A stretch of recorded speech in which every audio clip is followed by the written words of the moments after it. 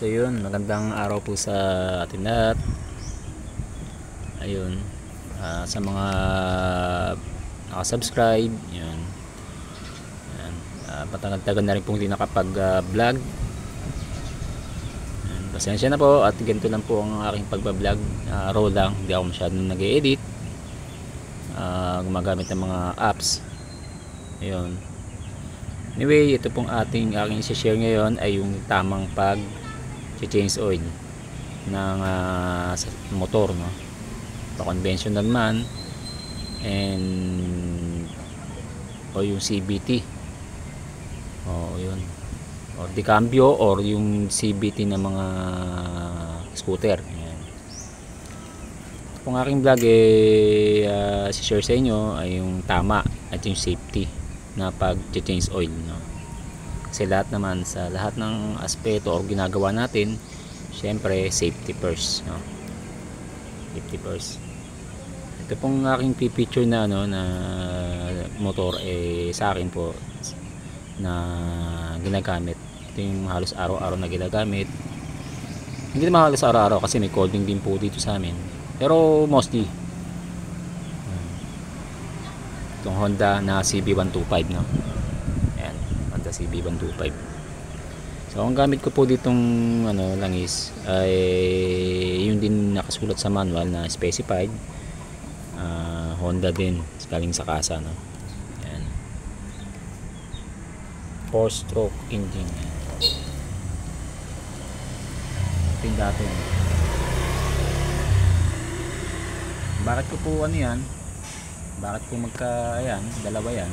Ito kasi yun, baka papaliwanag ko po mamaya sa inyo, no? Ayan. So unang-una, pag tayo po nagche-change oil o napapalit ng mga ganito ng langis na, no? Actually, pinatulo ko na po, no? Ang una po, syempre kailangan nakahinto yung ating or naka-engine stop or ayan, yung ating motor. Siyempre, kailangan hindi naman pwede tayo tumatakbo, no? At pangalawa, ito isa rin sa safe nga, no? Kailangan malamig na po yung ating makina. Siguro mga nasa 1 oras or mahigit na. Minsan nga gabi pagkatapos ng pahinga to or yun, saka ko siya patutuluin, no? Ewan ko sa inyo, basta yun na specified, no? Kailangan malamig kasi safety para hindi ma-lost thread, no? Hindi ma-lost thread yung pinaka dito sa ilalim, no? Pinaka drain hole, no? Yan yung drain hole, no? Ito yung drain plug, no? Para hindi po ma-lost thread, mawano yung thread natin kasi pag mainit po yan, malambot po yung bakal, no? So pag pinihit natin yan,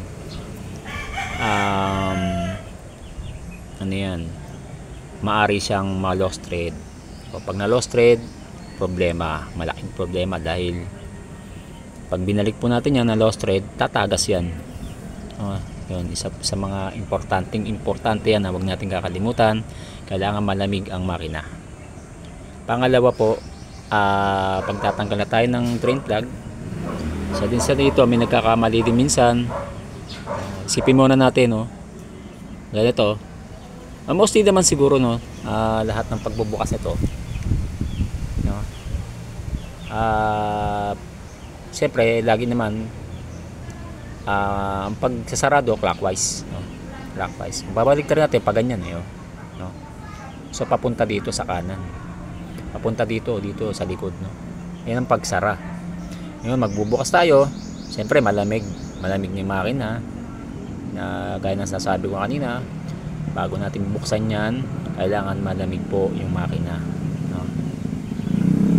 Kaya ko nga pinalalamig hanggang umaga yan para yung langis din bumaba na po muna at tumulo. Yan, magdamag ko minsan na palalamigin yung makina hanggang umaga yan. Umaga na yan. So ito again, back then pag ang ating pagbubukas ng drain plug is counterclockwise, ganun, pailalim na. Papunta naman dito sa harap, no? Ito ang pinatanggal ko.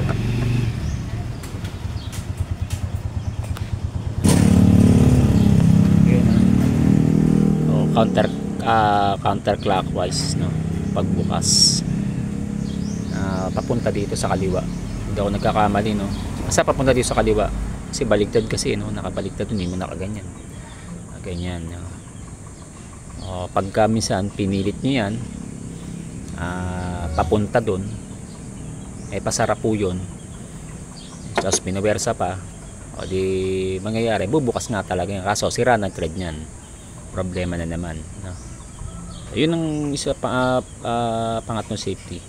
Kailangan yan tamang pagbukas natin, no, counterclockwise papunta dun, no, baligtad kasi pag ganun, punta dito sa harap, dyan sa harapan ng motor dito, sa pinakaharapan nya, no. So yun, yan ang mga importante po na ano na kailangan, minsan nakakalimutan natin yan, minsan sa pagmamadali siguro ganun, pero ito nga po sinishare ko ay para i-remind din, no. Iba naman kasi alam na rin naman nila yan, no. Sa mga baguhan yun. Pagkatapos po nating patuluan yan, siyempre meron po tayong drain pan yan bago buksan natin yan. Meron na tayong drain pan, oil pan pala, oil pan na ano yan, bansana.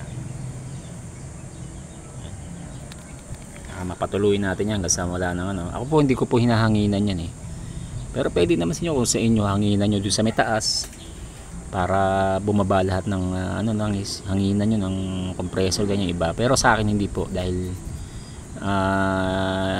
unsafety rin yun kasi minsan may tubig po yun, no? May tubig po yung hangin, so mahahaluan po ng tubig yung makina, no? Yun lang po sa akin, no, sa atin din sa mga na based on my experience, based din sa kasa ganyan. Ayan. Pero sa inyo hindi ko naman po kayo pinipigilan, no. Yun, isa rin po sa mga tip ko din yun na wag hanginan, no. Ayan, yun ang bumaba ng ganyan. Magdamag naman yan, ano na yung bumaba na yun, ano, nandito na yan, yung langis nyan. Okay, okay, yun, pagka napatuluan na natin itong tubig, tubig tuloy, langis, diba natin yung langis, no, kita nyo wala nang tumatulo, pwede natin isalin to. Ito po yung huling tip ko, no. Hindi pa ba yun? Hindi na ba? Base sa specified po ng mga ano na to, ng CB125, no. Tingnan natin sa manual kung ilan talaga ang oil capacity ng isang motor. Gaya ng yung Barako Kawasaki, 1.5 po yun, 1.5. Ngayon kung meron man nakagawa ng tinodo nila to 2 litro, bubulwak po yan pag 2 litro kasi wala na siyang free space dito sa loob. Maaaring bumulwak yan. Yung iba mga bumubulwak na dito sa ano, lumalabas yung mga langis, hindi natin alam na sobrahan yan. Alam na natin pag bumulwak yan, madami na rin ano yan, maaaring sirain niya yung oil seal yan, sirain yung oil seal. Pag nasira yung oil seal niya sa loob, yung sa oil seal tuloy, yung oil seal pwede rin, oil seal sa engine sprocket or valve seal yan. Pag bumulwak yan, uusok na yan, lalabas sa po dun yung iba, excess dun sa tambucho, no. Hindi natin alam na sobrahan pala natin ang lagay ng langis. Instead na ang nakalagay sa manual is 1.5, sa Barako po yan, I'm talking, sinasabi ko po sa Barako na Kawasaki 175, no. Ang oil capacity niya ng pagkaalam ko po 1.5 litro, 1.5 litro. Sa dalawa bibilihin nila yan. Yung iba tinatira nila yung kalahati para susunod na nila 1 litro na lang, ano, no, ganun. Yun po sa Barako po yun, Ngayon ito sa balik tayo sa Honda, no, CB125. Ang naka-specified po dito sa manual nito, kasi halos araw naman ako nag-change nito. Ang nakalagay po dito, kung di ko po natatandaan, kung natatandaan ko po is 0.9 liters. 0.9.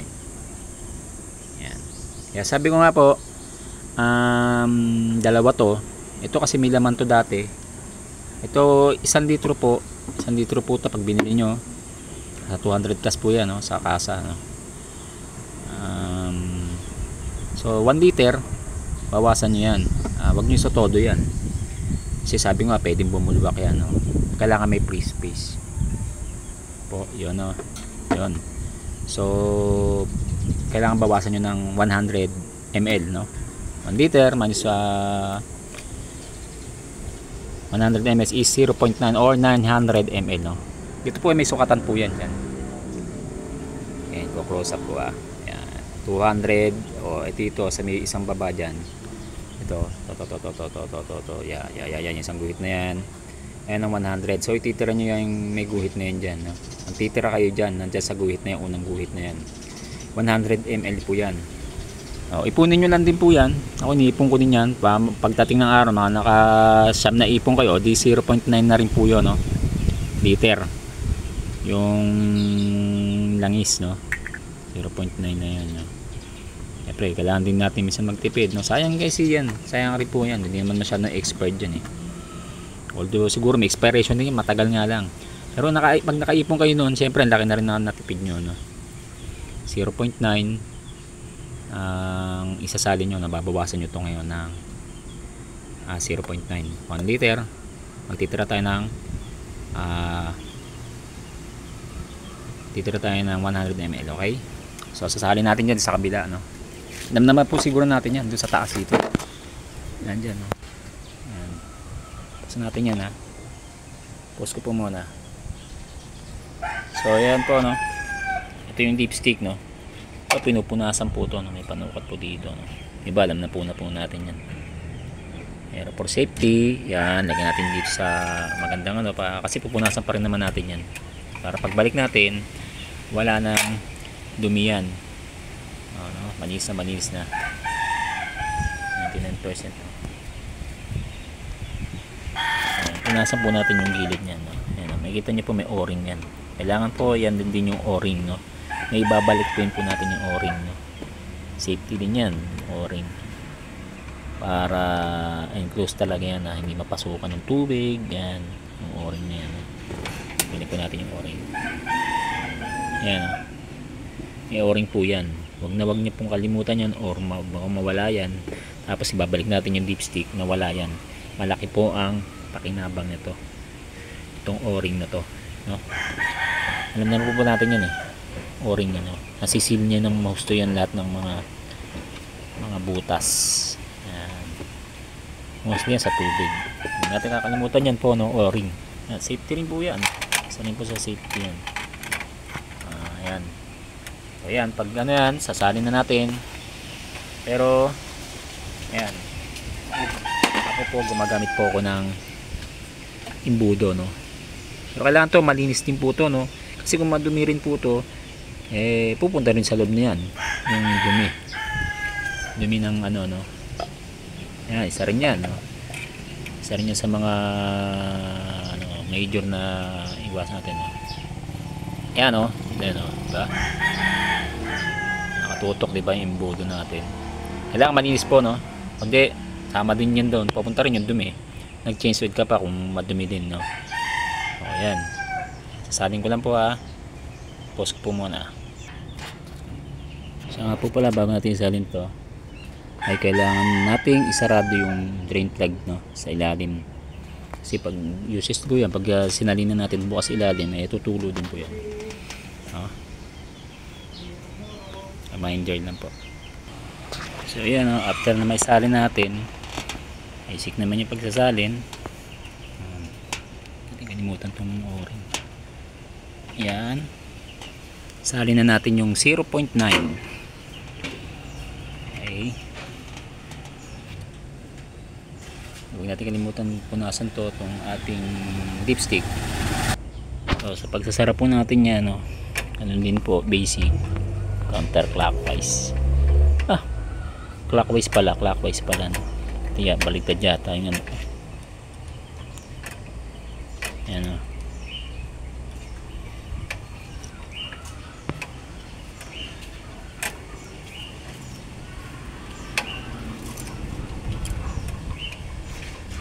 Ayan, after natin yan, sikipan na rin natin yan. Ito na, masikipan na rin natin to, nasa ilalim, no? Itong drain plug. Okay, no? So yan, yan pong ano, no? Ito na po yung ano, yung natira, no. Yan, ito yung sinasabi ko po kanina na natira, no. Yan na, yan, mapapansin nyo sa guhit. Nagtira po ako ng 100 ml. Hindi ko po inubos tong 1 liter kasi po, ayan po, no, as specified, 0.9 900 ml lang po ang kakarga, sasalin po natin yan, no. So to, ipon natin to, lagay, salin natin sa isang container kaya dito. Yan, salin po natin yan dyan. Pag nakasyam na tayong ganyan 900 ml, hindi tayo bibili, no. Meron na tayong langis na naipon. Okay, so yun po yung yun ang aking share po sa inyo, no? Based on my experience and based on the sa kasa at yung mga basic na ginagawa, no, and safety. Yan, so itong isa pong tip pa po to, no, tip natin, no. May tip po ako sa uli. Itong pinag-change ulan po natin, no, punin po din natin yan kasi meron po ngayong mga sumisikat din na na yan, na yung used oil na kalan yan, kasi magagamit pa rin po natin yan, no? Yung used oil na yan, huwag natin itapon yan, or pero iba, sabagay iba yung ginagamit na pang treatment daw sa anay, pero ito ipunin po natin yan. The time na magkaroon po tayo ng ganun na kalan, na used oil na kalan, pwede po natin magamit yan, yung used oil na yan. Yan, nakaipon na nga po ako ng halos yan, isang galon. Pag nagkaroon ako noon, magagamit ko itong mga used oil. So yun po, no, yung tip ko, no. At alam naman sa ngayon, kailangan natin magtipid panahon ngayon, no. So yun po, at sana po nakatulong po yung konti kong vlog, nakapag-share ako sa inyo ng ng mga informative na about din sa pag-change oil ng ating motor. Kahit sa rin po, yung mga kotse, pwede po yan. Okay, at maraming po salamat.